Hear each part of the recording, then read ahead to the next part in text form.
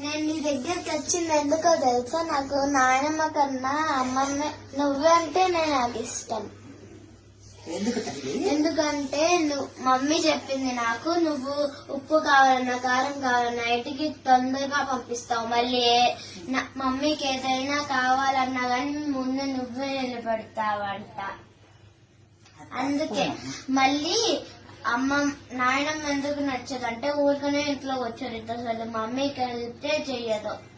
అందుకే నాకు నువ్వంటేనే ఇష్టం. అట్లా అనుకోకూడదు నాన్న, అట్లా అనుకోకూడదు.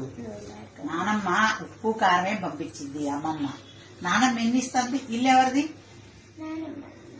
ఇంట్లో ఉన్న వస్తువులు ఎవరి? మేము వేసుకునే బంగారం ఎవరిది? నానమ్మ చూడు ఎన్ని ఇచ్చిందో. రోజు ఎంత డబ్బులు ఇస్తుంది? మీ డాడీ కొన్ని రోజులు జాబ్ లేకపోతే ఎవరు చూసారు? మా నాన్నమ్మ ఎంత మంచిది, ఇవన్నీ ఇస్తుంది. నేను ఓళ్ళు ఉప్పు కారం పప్పు, ఓకేనా? అవన్నీ కాదు, రోజు ఇంట్లో ఉంటది కాబట్టి అమ్మని ఏదైనా పని మీద కసరొచ్చు. అంత మాత్రాన నాయనమ్మ మంచిది కాదు అనుకోకూడదు, తప్పు కదా? ఓకేనా? నానమ్మ మంచిది, ఓకేనా? మీకు ఏదైనా ఎందుకు ఇప్పిది అంటే జలుబులు దగ్గులు వస్తాయని ఇప్పిదు. నేను ఒక్కరోజు వచ్చిపోతారు కాబట్టి ఏదో ఒకటి ఇప్పిస్తా. మళ్ళీ ఇక్కడ జ్వరం వస్తే కూడా నాయనమ్మే చూపించింది కదా మీకు మరి, ఓకేనా? నాయనమ్మ మంచిది కదా, ఓకేనా? నాన్నమ్మతో బాగా ఆడుకుంటావా?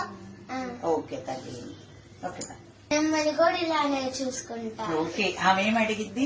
మంచిగా 2 మాటలేగా అడిగేది. ఓకే అమ్మా. హలో, ఏం చేస్తున్నావు అమ్మా? మీ ఆయన వచ్చి అమ్మాయిని తింటే వెళ్ళాడమ్మా. చూడు, ఆ చిన్న పిల్లకి నువ్వు మీ అత్తగారి మీద ఏమి చెప్తున్నావు పిల్లలకి? అది నానమ్మ అంటే ఇష్టం లేదు, అమ్మమ్మ అంటే ఇష్టం అంది. అలా పెంచకూడదు. మీ నానమ్మ గురించి ఎప్పుడైనా నేను మీకు తప్పుగా చెప్పానా? నానమ్మ ఎట్లుంది ఇంట్లో? నా పేరు అట్లా ఎత్తగానే నేను పోయి నానమ్మ ముందు వాలేదన్నా లేదా? మరి మీ నాన్నగారు నాకెందుకని తెలివిస్తాడు? వాళ్ళ ఫ్యామిలీని బాగా చూసుకుంటాను కాబట్టి. మీ బాబాయిలు గాని, మీ నానమ్మని గాని, మీ తాతగారిని గాని నేను ఎక్కడ చూసుకున్నాను? అవునా?